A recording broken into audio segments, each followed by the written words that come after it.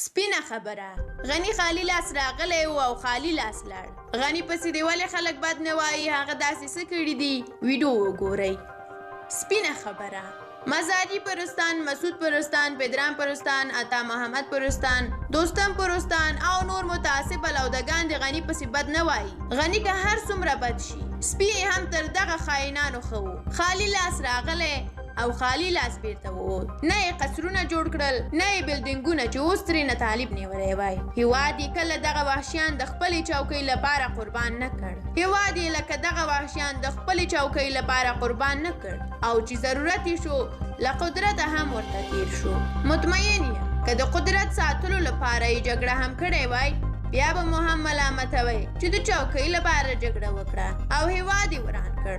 ځکه تاسې د عقل په اساس نه بلکې د عقیدو په اساس قضاوت کوئ. تریخ حقیقت دا دی چې یو وخت ستاسو دغه جنګسالاران د خپل وخت طالبان وو خو نن یې تاسې روشنچیرتان ملاتړ کوئ. امتیازات ستاسو خاینانو اخیستل او ملامتي ټوله د غني غاړې ته لوېدله. وګورئ د چا سرمایه زیاته ده.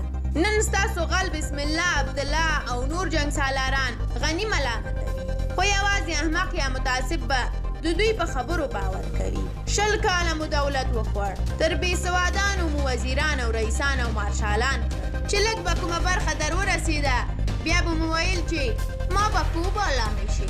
کرزی او غني به مو هر وخت په همدې باټو مجبورول چې تاسو ته باج درکړي.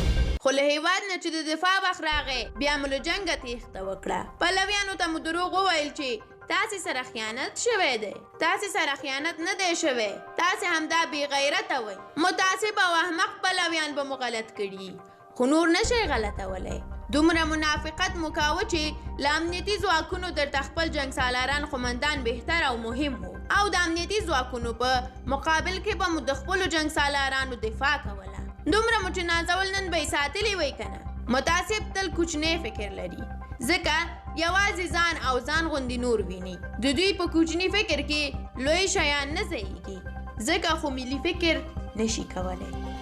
له تاسو مننه چې د ویډیو تر پایه راسره وئ. دا چې دا بې غیرته خلک غني ته خاین وایي تاسو یې په اړه څه ویل ورته غواړئ په کومنټ کې راته ولیکئ. تر بیا او بلې ویډیو د خدای په امان.